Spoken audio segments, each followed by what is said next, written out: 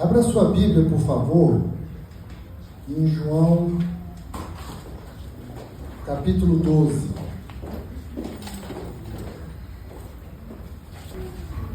Temos pregado aqui o Evangelho de Jesus Cristo, as boas novas que Ele trouxe para nós. Continuaremos fazendo isso. E é importante hoje, parte do trabalho do Senhor Jesus, e eu quero que vocês creiam nisso, porque isso não é o Sérgio que está dizendo, foi o próprio Senhor Jesus que disse. Ele veio para desfazer as obras do diabo. Então existe um adversário, existe alguém que conseguiu tirar o homem do paraíso do Éden e convencê-lo de que ele poderia e merecia mais do que aquilo que Deus tinha proposto para ele. E até hoje isso vem acontecendo.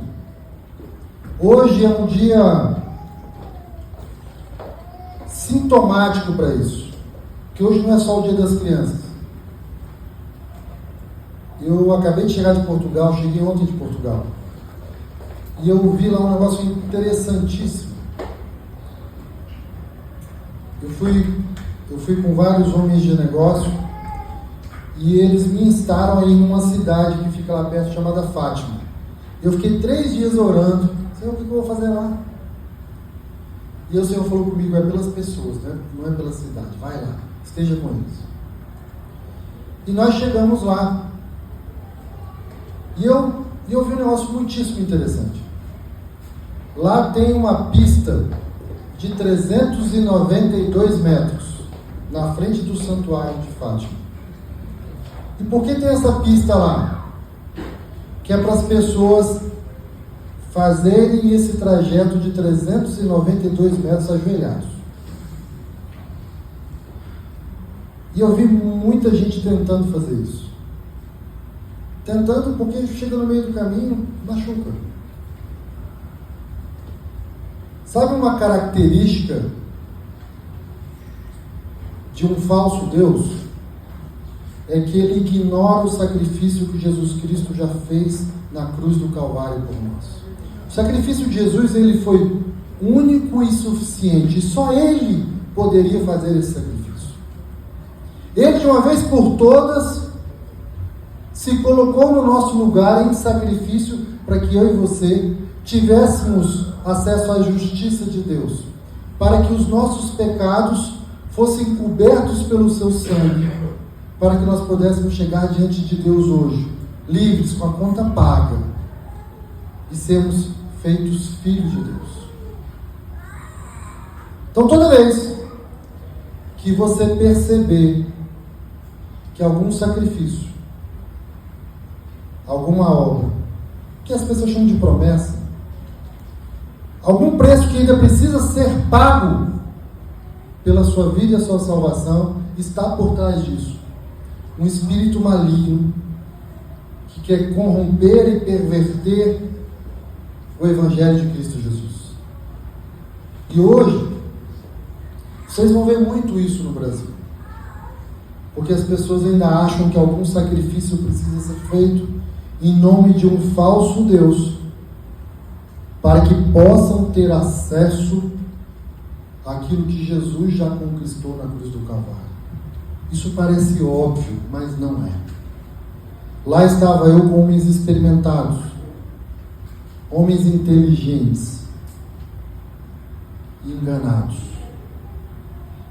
E aí veio a pergunta central na hora certa: Sérgio, por que você não vai lá pegar uma vela? Sérgio, você é pastor, tem de errado. Porque no 4º dia ele já sabia que eu era crente, já sabia que eu era pastor, ninguém tinha nenhuma dúvida da minha conduta. E aí eu tive o privilégio de dizer, porque o sacrifício já foi pago.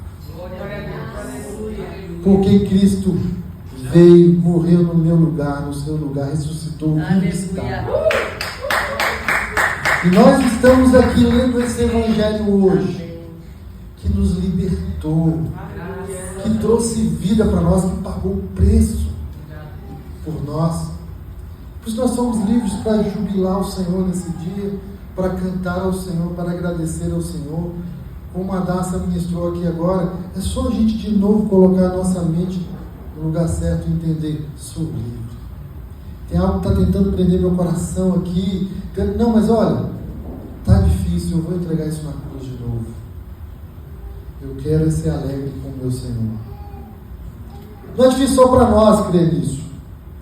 Na época dos judeus foi a mesma coisa. Imagina que veio um tal de Jesus Cristo, que sabia muito bem quem era o pai, a mãe, onde ele nasceu, e ele agora andava pelas cidades e curava as pessoas, libertava as pessoas, né? Através da sua palavra. Lázaro, como nós lemos aqui nesses dias, ressuscitou, já estava naquele túmulo, no sarcófago há 4 dias, e Jesus falou: vem, Lázaro, e ele veio. Uma pedra que havia separando Lázaro entre a vida e a morte foi removida. Gente, aquilo causou um espanto final, ao ponto de que, olha, não dá mais, vamos matar esse homem.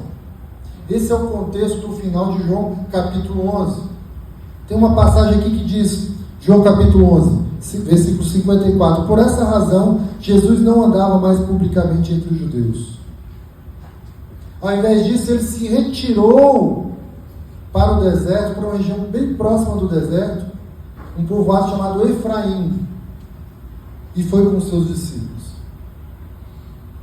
Jesus sabia o que havia de acontecer, o que ele iria fazer, ser sacrifício no meu lugar e no seu lugar, mas ele sabia que havia um tempo certo e uma hora certa para isso acontecer. E os judeus estavam impacientes, querendo acabar logo com aquilo, porque aquilo contrariava a religião deles. Entenda? Os caras já tinham todo um sistema de poder, tinham toda uma hierarquia religiosa, tinha o sinédrio, tinha o templo, né? Gente, tinha toda uma governança religiosa. E aí vem um sujeito fazendo tudo aquilo que eles não conseguiam fazer em nome do Deus que eles pregavam, mas era uma pessoa simples, que não chamava para si o poder e a autoridade. Ele não requeria para si ofertas, né, ou demonstrações de honra. Jesus era um homem simples. Ele não exigia que as pessoas caminhassem ajoelhadas por 392 metros, ou que prestassem sacrifícios e chicotadas nas costas. Jesus não exigia que lhe entregassem as suas riquezas. Jesus não precisava ser paparicado, não vestia roupas diferentes, era acessível e tocado por aqueles que a lei dos judeus e fariseus nem permitia você chegar, como os leprosos, como as viúvas, como os doentes. Nesse contexto, estava havendo, entre João capítulo 11 e 12, a festa da Páscoa, uma festa importantíssima. Festa essa na qual um cordeiro era imolado para que houvesse o pagamento do preço pelo pecado daquele povo. E aí eu quero que você acompanhe comigo em João capítulo 12, versículo 20, essa leitura. Meus irmãos, eu devo adverti-los que hoje vamos ler uma porção generosa das Escrituras. Então tenha sua Bíblia na mão, fique com ela, tenha paciência comigo, que eu vou tentar entregar para vocês, no menor tempo possível, aquilo que nós temos para hoje. João 12, 20 diz assim: entre os que tinham ido adorar a Deus na festa da Páscoa, estavam alguns gregos. Eles se aproximaram de Filipe, que era de Betsaida da Galileia, com um pedido: Senhor, queremos ver Jesus. Filipe foi dizê-lo a André, e os dois juntos o disseram a Jesus. Só para introduzir isso daqui, Filipe e André, esses dois nomes, eles são de origem grega. Então os gregos ouviram os nomes dele e falaram: esses caras devem ser gregos, vamos chegar neles e ele vai nos aproximar. Mas eles chegaram com uma expressão que era uma expressão sintomática e impensável de sair da boca de um grego: Senhor. Eles viraram para Filipe e falaram: Senhor, eles entenderam que Filipe tinha algo, era alguém e pregava uma doutrina a que eles deveriam se submeter, o que não era simples para o grego. O grego sempre se sentiu dono da maior sabedoria, filosofia, inteligência. Isso não está aqui por acaso. Filipe e André foram chegar para Jesus e dizer: ó, agora até os gregos estão vindo aqui falar com o Senhor. Os gregos tinham feito uma viagem, tinham ido até lá, e não foi por conta da festa da Páscoa. Eles queriam ver Jesus. Jesus respondeu: chegou a hora de ser glorificado o Filho do Homem. Digo-lhes verdadeiramente que, se o grão de trigo não cair na terra e não morrer, continuará ele só. Mas se morrer, dará muito fruto. Aquele que ama a sua vida a perderá, ao passo que aquele que odeia a sua vida neste mundo a conservará para a vida eterna. Quem me serve precisa seguir-me. E onde estou, o meu servo também estará. Aquele que me serve, meu Pai honrará. Gente, vocês perceberam uma certa desconexão entre a vontade dos gregos de ver Jesus e Jesus introduzir esse assunto? Tem para vocês uma certa desconexão? De novo, houve uma pergunta. A pergunta foi: gente, não presta atenção em quem está entrando aqui não, por favor. Vamos prestar atenção aqui. Me leva até o Senhor Jesus. Resposta de Jesus: é preciso morrer. Sabe uma coisa que esse mundo e toda a sabedoria desse mundo não entende? O que Jesus respondeu. Existe uma proposta de vida para esse mundo, existe uma proposta de Deus para nós. A proposta de vida desse mundo é: seja feliz, busque os seus planos e projetos, alcance aquilo que te dá prazer. O grande inimigo do ser humano que busca viver a vida que Deus tem para ele é ele mesmo. Essas são as suas vontades. Isso está baseado basicamente em duas coisas: no egocentrismo, no sujeito que está vivo dentro de nós e tem um plano e quer fazer a sua vontade, aquilo que lhe dá prazer. Isso está preso também nos falsos deuses, que estão aí para oferecer aquilo que o homem precisa. É a santa do casamento, é a santa da vitória, é o Deus do esporte. Tem aí divindade para tudo aquilo que o homem deseja. Lembra que Paulo estava lá no meio dos gregos e tinha lá uma estátua ao Deus desconhecido? Era isso. Porque eles já tinham oferecido a todos os outros deuses. Tem um Deus que nos chama de filhos, e o objetivo dele não é fazer a nossa vontade. O objetivo dele é que façamos a vontade dele. O objetivo de Deus não é só nos abençoar, embora ele possa nos abençoar. Não é nos enriquecer, não é tornar o nosso nome famoso ou conhecido, não é que se lembrem de nós, não é que as pessoas olhem para nós e falem: eis ali um homem bom. Esse é o objetivo do nosso ego: sermos conhecidos, lembrados, benditos, temos tudo o que queremos, sermos prósperos. Esse é o objetivo do velho homem que ainda tenta habitar em nós. Qual é então o objetivo do Espírito Santo em nós? Aquele que o Senhor Jesus disse: olha, eu vou, mas não vou deixar vocês só, eu vou deixar o Espírito Santo, o poder de Deus que habita em nós. É nos empoderar para que sejamos como Ele é, apesar de todos esses objetivos do mundo. É você amar as pessoas e amar a Deus, apesar dos problemas, da pobreza, das dificuldades, da doença, E eu vou fazer uma pergunta para vocês. Nós estamos aqui hoje, domingo, 11 horas da manhã. Eu sei o que nós estamos fazendo. Vocês sabem o que Deus está fazendo agora? Nesse momento?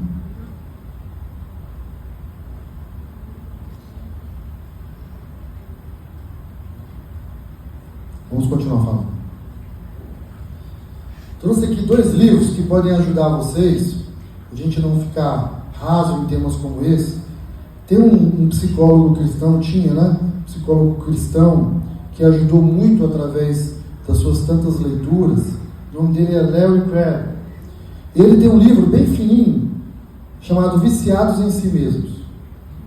E esse livro é para cristão. Esse livro aqui é para o sujeito que passa a vida toda atrás do seu ego, de satisfazer suas vontades, e ainda bota Deus nessa história. Viciados em Si Mesmo.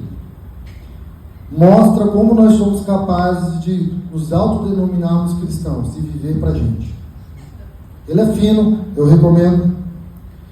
E tem um outro livro, do John Stott. John Stott, para quem não sabe, foi um capelão britânico. Ele é que fazia as orações e cuidava pessoalmente da vida devocional da rainha da Inglaterra.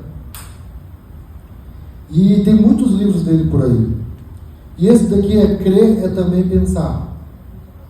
Esse livro, ele quase que complementa o outro, e ele mostra o seguinte, que a igreja hoje, ela caiu numa armadilha onde as sensações, elas são mais importantes do que pensar.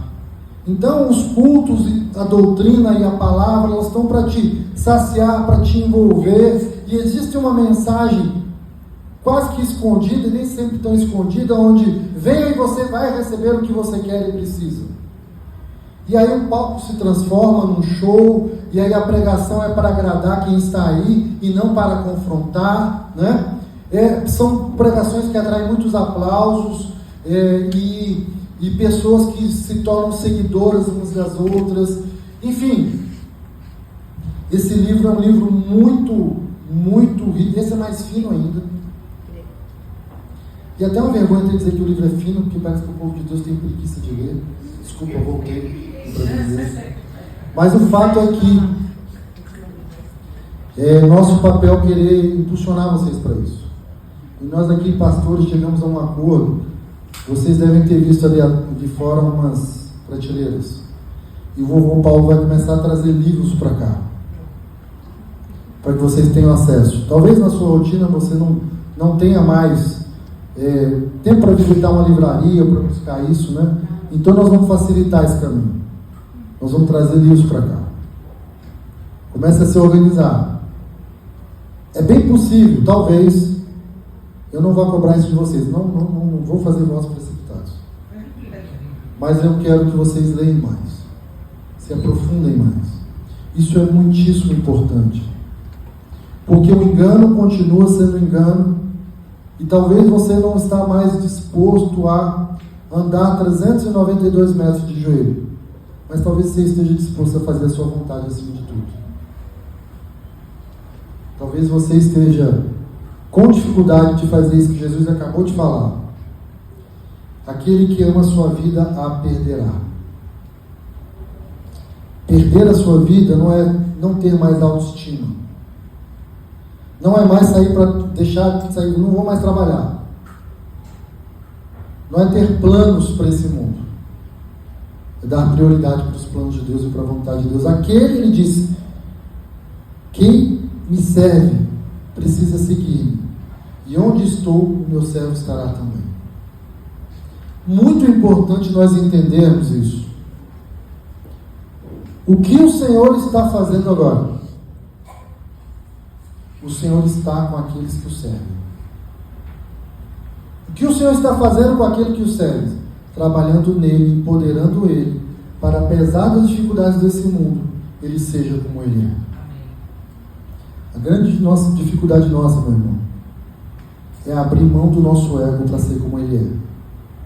Primeiro, muita gente acha isso bobagem.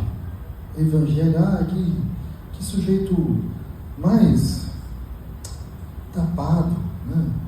Tudo é Cristo, ser como Cristo, é isso mesmo. É isso mesmo. O Espírito Santo está agindo em nós e trabalhando em nós, tentando restaurar em nós aquilo que foi perdido, para que sejamos igreja.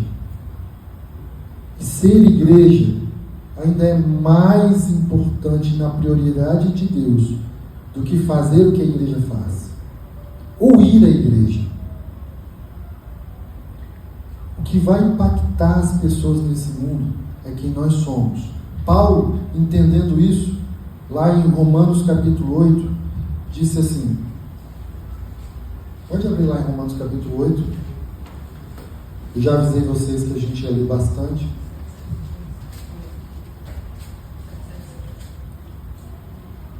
Para quem está com a Bíblia pequenininha, é 775 a página. Vamos ler a partir do versículo 18. Considero que os nossos sofrimentos atuais não podem ser comparados com a glória que em nós será revelada. A natureza criada aguarda com grande expectativa que os filhos de Deus sejam revelados. Quem são os filhos de Deus? Eu e você, a igreja. Sabe qual é a grande expectativa das pessoas que trabalham com você, que convivem com você, que estão na academia com você, que andam com você, que viajam com você, nem que seja no meio do santuário de Fátima, que alguém fale a verdade para eles, que se manifeste, que não tenham vergonha do Cristo, que mostre com atitudes, com escolhas, com prioridade, quem é Cristo para você. E se precisar, você vai falar alguma coisa. As pessoas olham para a sua vida, em 2 e 3 dias, elas precisam perceber que há algo diferente em você, porque você se dobra como filho para o seu pai. E hoje você vai numa dessas igrejas que estão sendo desmascaradas pelo John Stott. Você chega lá, gente, é impressionante, as pessoas se vestem do mesmo jeito. Os homens estão com o mesmo cavanhaque, o mesmo tipo de cortinho de cabelo. Agora está numa moda de todo mundo se vestir de tom pastel. Vou já fazer isso aqui na igreja, viu? Agora todo mundo vai vestir assim. Gente, eu estou falando de algo que está acontecendo agora. Não é sobre a forma que se veste, é sobre o coração. As pessoas querem ser confrontadas com o seu pecado. E elas querem ao mesmo tempo entender que vão ser perdoadas por um sacrifício que já foi feito. Que elas são livres para confessar os seus pecados, abandonar os seus pecados e ter um relacionamento com Deus. Mas como crerão se não há quem pregue? Paulo diz, Romanos 10. É preciso estar servindo o Senhor o tempo todo, sendo um cristão o tempo todo. E é por isso que Paulo está dizendo, a natureza criada aguarda com grande expectativa que os filhos de Deus saiam do armário.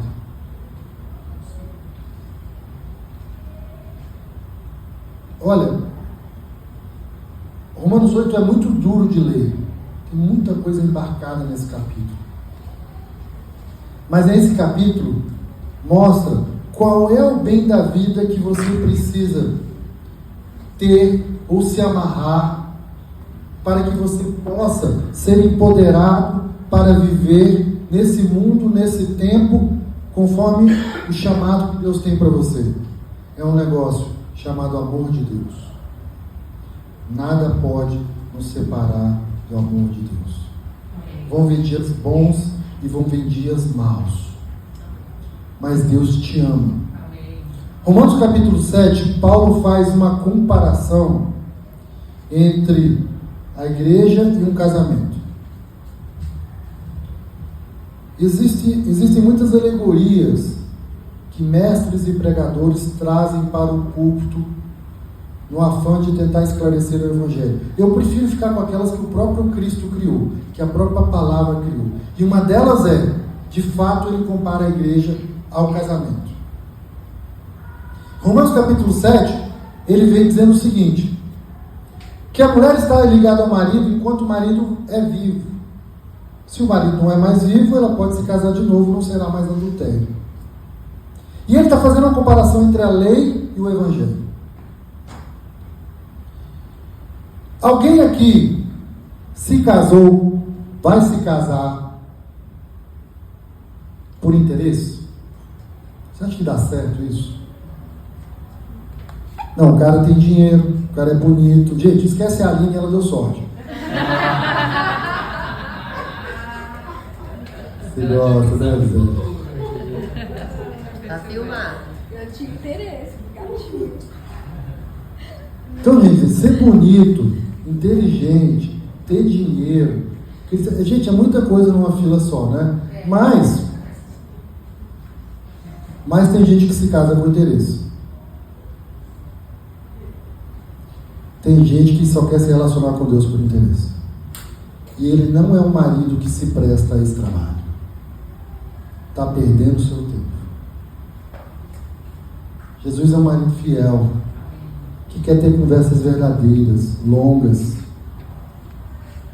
quer construir um casamento perfeito e eterno. Você não é descartável para ele. Entende? Essa visão de evangelho com ego no centro vai dar errado. Nós precisamos servi-lo do jeito que ele diz. Quem me serve, eu vou estar com ele, mas vai ter que perder a sua vida. Gaste tempo, meu irmão, tentando identificar que planos e projetos e desejos estão te afastando de ser como ele é. Porque não ser como ele é está te afastando da obra que ele tem para você. Normalmente, aquilo que tira a nossa paz, aquilo que tenta destruir a nossa identidade, aquilo que nos faz sofrer, está bem no meio do caminho de buscar as nossas próprias vontades. Entre o desejo do nosso coração e o dia de hoje é onde estão as armadilhas. A Bíblia descreve que o nosso coração é extremamente corrupto, desesperadamente corrupto. Pastor Sérgio, então eu não posso nunca mais fazer a sua vontade? Pode. Desde que primeiro você esteja alinhado com a vontade do Senhor. Posso todas as coisas. Posso todas as coisas, mas nem todas me convêm. E o que não me convém? Aquilo que contraria a palavra de Deus. Aquilo que contraria o caráter de Deus. E vamos falar de novo sobre amor. A igreja, se ela tivesse só o amor como pauta, esquecendo as outras virtudes essenciais do cristianismo, já funcionaria. Porque o amor não busca os próprios interesses. O amor, sabe, ele não é ciumento, ele consegue ver alguém bem, feliz e se alegrar com aquilo. Isso é algo difícil nos dias de hoje. Porque normalmente quando você está bem, tem alguém querendo te puxar para trás. Amar é o primeiro e principal ponto que te liga uma pessoa que está enganada e que faz ele reconhecer que você é diferente. Quando você se relaciona com alguém e não tem interesse nele, ou no que ele pode te proporcionar, você está interessado em fazê-lo bem sucedido. Gente, as pessoas estranham demais isso. Essa é a principal característica da igreja. O que é teu. O que é meu pode ser teu também, se você precisar. Vou relembrar 3 princípios que nós aprendemos com um bom samaritano. Primeiro, os primeiros personagens que se depararam com aquele homem que foi assaltado foram os assaltantes, que roubaram tudo que era dele e deixaram ele quase morto. Característica dos assaltantes: o que é meu, e o que é seu pode ser meu também, então eu vou tomar de você. Existe um cristão assim, infelizmente. Ele olha para você, Vê se você é um cara bem sucedido, ele quer que você congregue com ele, que você esteja com ele, para que ele possa tirar de você o que você tem. Ah, você tem a fama? Então vamos juntar com ele, que eu vou ficar famoso só de estar aparecendo no story dele. O que é meu é meu, mas o que é seu eu quero para mim também. E você mais grosseiro. Rapaz, o marido dessa irmã é fantástico. Vai orar pelo marido da irmã. É raro isso, Nathalie? Entende? Tem um segundo tipo de gente. É o que diz: o que é meu, o que é seu, se vira. Foram aqueles caras que se passaram, viram ele lá e falaram: você está precisando, mas ó, o que é meu, tem uma prioridade, você que se vire aí. Lembra que passaram 2 lá e desviaram no caminho? Existe esse tipo de gente servindo a Deus. Cada um por si, Deus por todos. Sendo que o amor está naquele que diz o seguinte: cara, eu até tinha uma agenda para hoje. Eu tinha um plano para fazer com esse dinheiro que está no meu bolso. Meu tempo está corrido, mas você está precisando. Eu vou parar de fazer o que eu ia fazer para cuidar de você que está precisando agora. Isso envolve meu tempo, minha prioridade e meu dinheiro. Esse foi o bom samaritano. Se nós conseguirmos entender que o amor não busca somente os seus próprios interesses, o amor não se exaspera, o amor ele está voltado para servir, nós vamos nos manifestar para esse povo que está esperando ardentemente por algo. Lembra que eu falei sobre esperança? O capítulo 8 está dizendo o seguinte, a partir do versículo 24.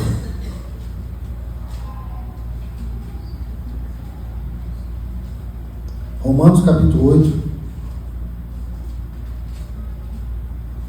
versículo 24, diz assim: pois nessa esperança fomos salvos, mas a esperança que se vê não é esperança. Quem espera por aquilo que está vendo?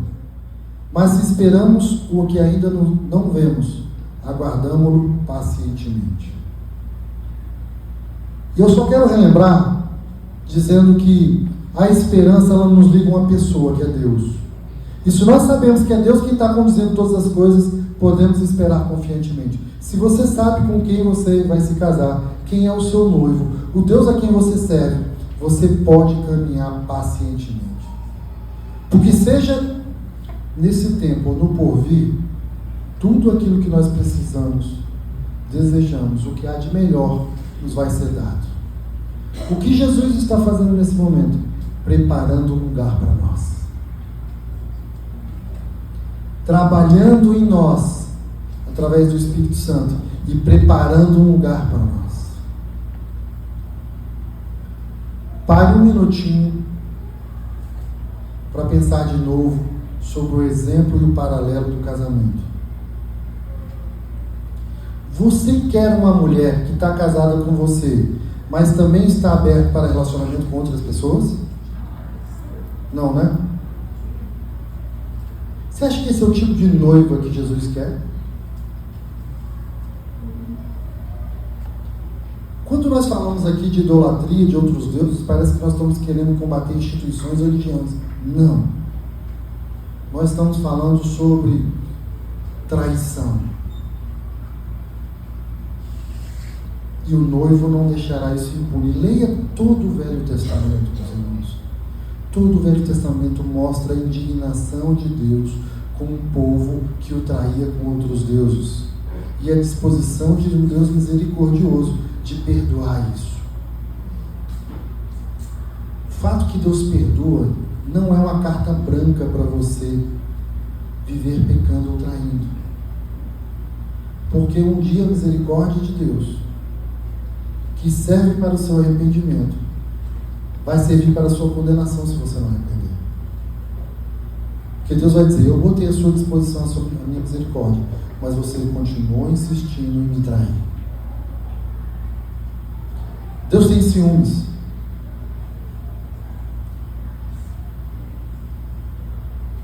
E Ele, de fato, não está disposto a dividir a mim e a você com outros deuses. Nem com você mesmo. nem com o seu ego, com as suas vontades. Dentro daquela parábola dos talentos, teve um cara que foi lá e enrolou o talento.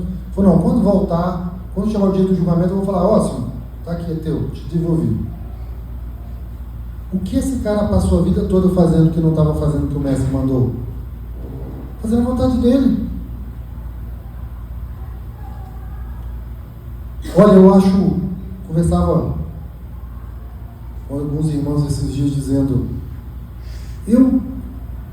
desde que eu me converti, eu não me lembro um dia que não me deu vontade de manifestar Jesus, de servi-lo de alguma forma.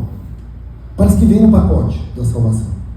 Você quer falar dele, você quer se parecer com ele, você quer servir a ele, você abre mão das coisas, você renuncia, você não fica fazendo muita conta. Quem não está vivendo isso, meu irmão?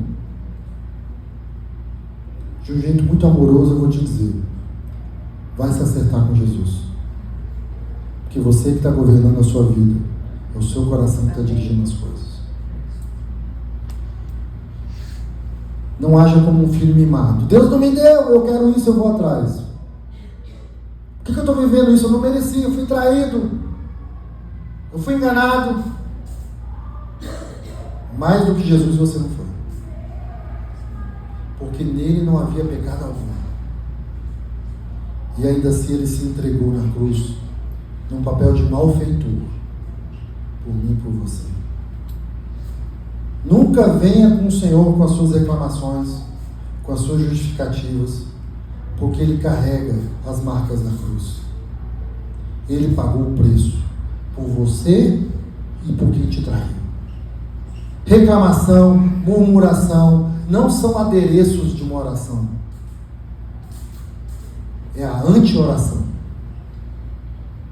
Se você tem uma desculpa preparada para não estar servindo a Deus, andando mais com Deus, isso faz parte do engano do seu coração.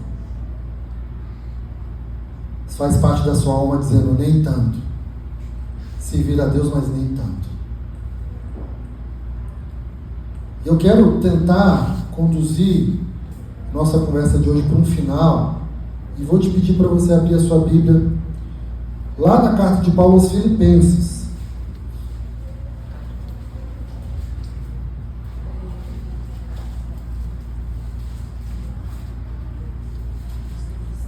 Capítulo 2 de Filipenses.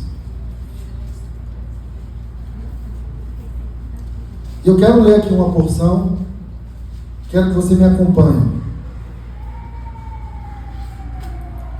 Capítulo 2 de Filipenses, diz assim: se por estarmos em Cristo, nós temos alguma motivação, alguma exaltação de amor, alguma comunhão no Espírito, alguma profunda afeição e compaixão, completem a minha alegria, tendo o mesmo modo de pensar, o mesmo amor, um só Espírito e uma só atitude. Não façam por ambição egoísta ou por vaidade, mas humildemente considerem os outros superiores a si mesmos. Cada um cuide não somente dos seus interesses, mas também dos interesses dos outros. Seja a atitude de vocês a mesma de Cristo Jesus, que, embora sendo Deus, não considerou que o ser igual a Deus era algo a que devia pegar-se, mas esvaziou-se a si mesmo, vindo a ser servo, tornando-se semelhante aos homens. E sendo encontrado em forma humana, humilhou-se a si mesmo e foi obediente até a morte e morte de cruz. Por isso, Deus o exaltou à mais alta posição e lhe deu um nome que está acima de todo nome, para que ao nome de Jesus se dobre todo o joelho nos céus e na terra e debaixo da terra, e toda língua confesse que Jesus Cristo é o Senhor, para a glória de Deus Pai. Assim, meus amados irmãos, como vocês sempre obedeceram, não apenas na minha presença, porém muito mais agora na minha ausência, ponham em ação a salvação de vocês, com temor e tremor, pois Deus é quem efetua em vocês tanto o querer como o realizar. O que Deus está fazendo agora? De acordo com a boa vontade dele. Façam tudo sem queixas nem discussões, para que venham a tornar-se puros e irrepreensíveis, filhos de Deus, inculpáveis, no meio de uma geração corrompida e depravada, na qual vocês brilham como estrelas do universo, retendo firmemente a palavra da vida. Assim, no dia de Cristo, eu me orgulharei de não ter corrido nem me esforçado inutilmente. Contudo, mesmo que eu esteja sendo derramado como oferta de bebida sobre o serviço que provém da fé que vocês têm, o sacrifício que oferecem a Deus, estou alegre e me regozijo com todos vocês. Estejam vocês também alegres e regozijem-se comigo. Talvez depois de Jesus, Paulo tenha sido um dos que mais sofreram pelo Evangelho. A vida de Paulo é uma corrida contra o tempo para servir a Jesus o máximo que um ser humano poderia fazer. Imperfeito,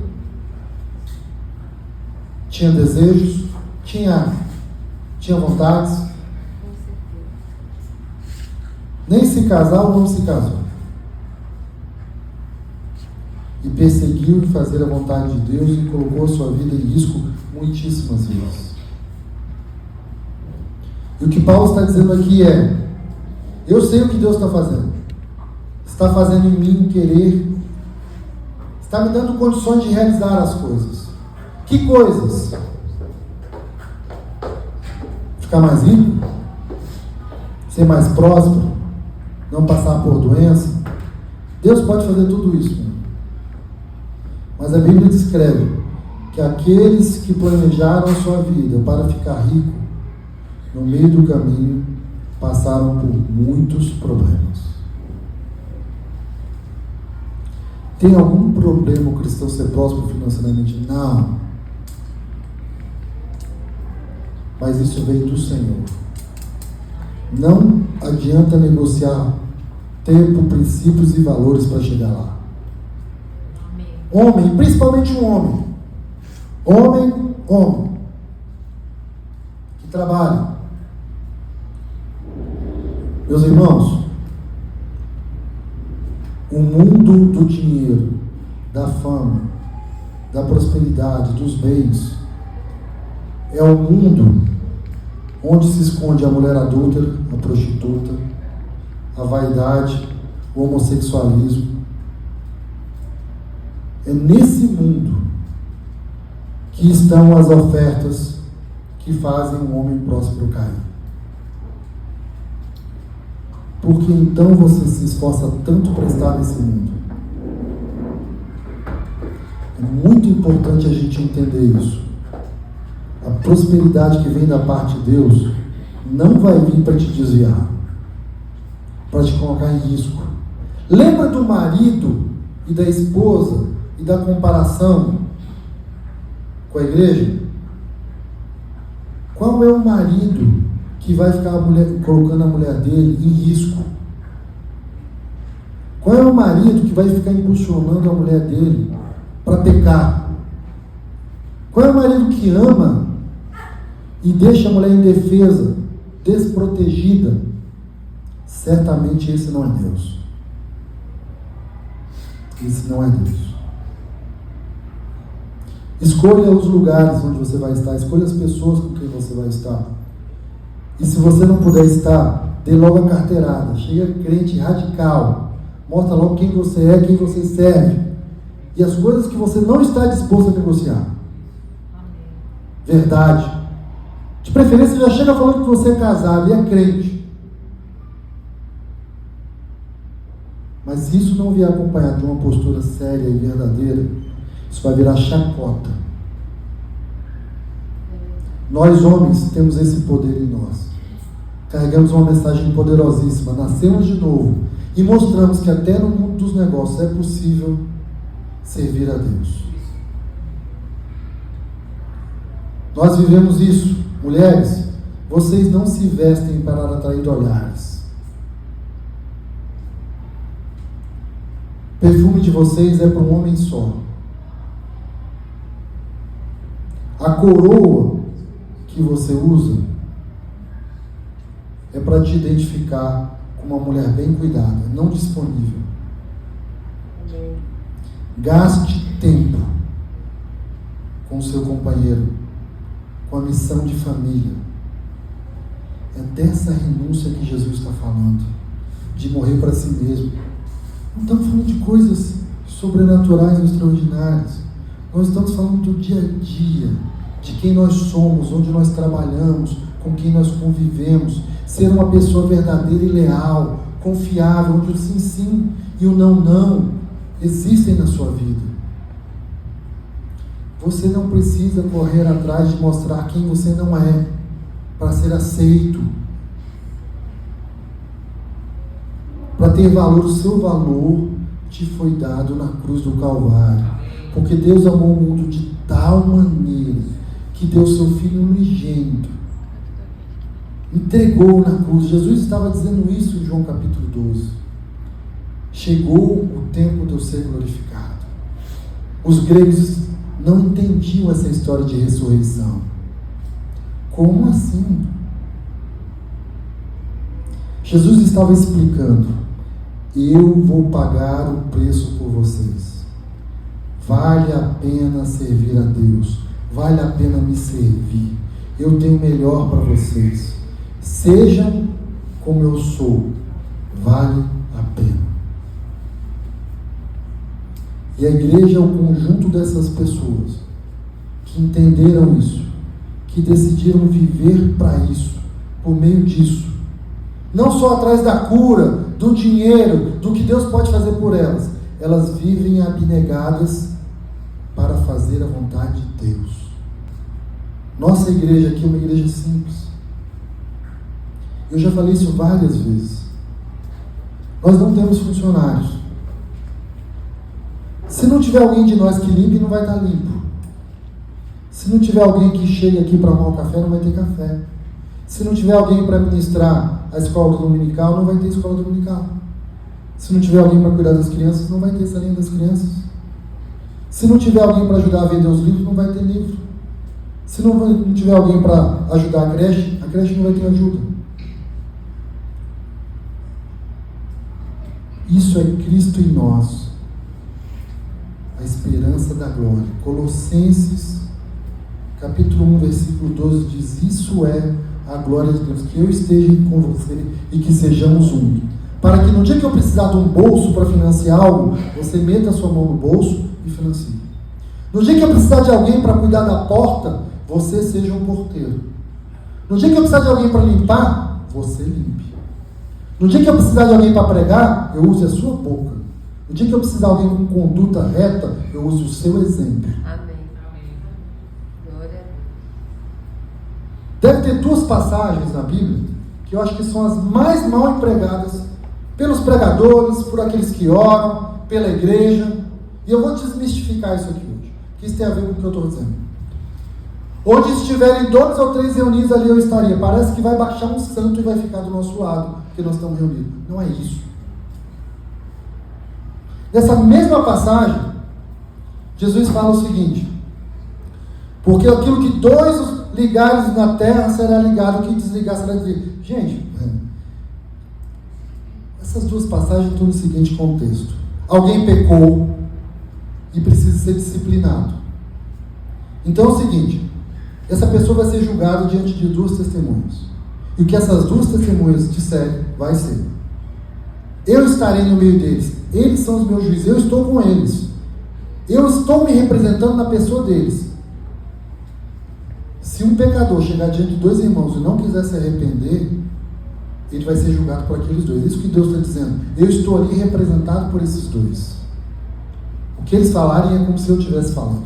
É isso que Jesus está dizendo. Não é que ele vai ali aparecer como um anjo de luz e estar no meio das pessoas. Ele está querendo dizer assim: eu quero dar a vocês credibilidade, para que as pessoas ouçam de vocês e creiam que sou eu que estou falando. Lamentavelmente eu já tive que fazer isso com gente da igreja. Meu irmão, você não quer se arrepender não? Deixa eu dizer uma coisa: aqui não tem mais lugar para você não. E graças a Deus eu tinha credibilidade para falar isso. E não falei sozinho, chamei outra testemunha. Nós, como igreja, precisamos expressar a credibilidade do próximo Deus. Aquilo que nós 2 ligarmos na terra, será ligado no céu, é isso. É a capacidade que Deus nos deu de sermos seus filhos e representantes aqui. Autoridade delegada. Não é um momento espiritual. Isso o povo faz no centro espírita. Não é o que a gente faz aqui. A gente quer ser como Cristo é, para que a nossa palavra tenha valor. É isso que está dizendo nessa passagem. Está dizendo o seguinte: onde tiverem dois, um homem e uma mulher de Deus, meus filhos, eu vou estar, porque a palavra deles me representa, porque o bolso deles me representa, porque a prioridade do tempo deles é a minha prioridade. Eu estou onde eles estão. É o que disse João 12. Vou ler de novo.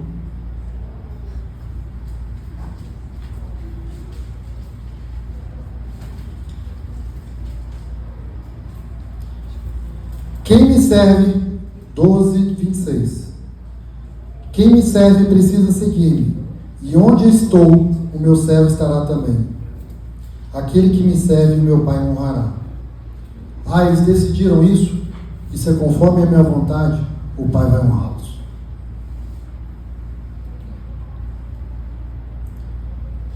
Estou encerrando isso para dizer o seguinte: Deus confia em nós. Deus decidiu confiar em nós. Nós somos a igreja empoderada para passar por esse mundo onde haverá aflições, sem abrir mão de ser como Ele é, sem abrir mão de servir. O poder de Deus não está disponível para a igreja para embelezá-la, adorná-la exteriormente. O adorno é no coração. A limpeza e a beleza está em quem nós somos. Pode até se manifestar pelo que fazemos e temos, mas é sobre ser igreja, é ser como Cristo é. E onde um filho de Deus está representado. A palavra tem poder.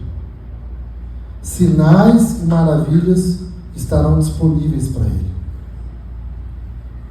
E o poder do inimigo vai ser desfeito em nome de Jesus. Amém. Somos nós, pessoas improváveis como nós, imperfeitas como nós, que nos casamos com Deus perfeito. O nosso marido pode tudo. Aquele a quem nós servimos não vai nos deixar tropeçar.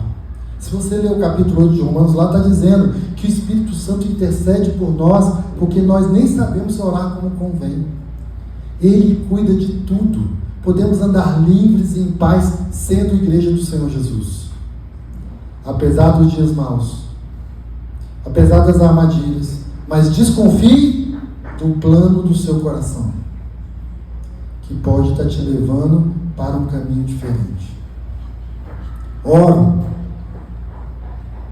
E profetizo agora que o poder de Deus vai te ajudar a se livrar da mentira, do engano do seu coração, do mundo e dos falsos deuses, em nome de Jesus, para que a partir de hoje você possa servir mais e mais, sendo igreja, e nisso o Pai será glorificado em você. Capítulo 12 mostra um evento dos mais incomuns na história da humanidade. Então veio uma voz dos céus: eu já o glorificarei e o glorificarei novamente. Gente, imagina o céu se abrindo e Deus fazendo a sua voz audível. Foi o que aconteceu nesse dia. Deus queria grifar essa mensagem. Deus queria botar um sublinhado, passar um marcador amarelo, dizendo: é isso, meu filho, faz o povo morrer para eles e viver para mim, que é isso que eu quero, assim eu vou ser glorificado. A voz de Deus não ecoou dos céus por acaso, é porque ali havia uma mensagem central, sublinhada e grifada para a sua igreja. Vocês morreram no batismo. Façam disso algo verdadeiro. Vivam para mim. Que Deus nos abençoe nesse caminho. Que o Espírito Santo te ajude a refletir nos seus planos e projetos que estão em andamento, nas suas prioridades, para que você possa, assim como eu, vencer com o poder de Deus dia a dia, enquanto estamos nesse mundo, debaixo do sol, cumprindo o propósito que Deus tem para nós. Que Deus se revele a cada um de vocês. Amém. Nesse tempo tão oportuno. Há um povo esperando ardentemente por mim e por você. Não é só pelos pastores e líderes, não. Há um povo esperando por nós. Libero para que vocês sejam bons, bem-sucedidos nessa obra em nome de Jesus.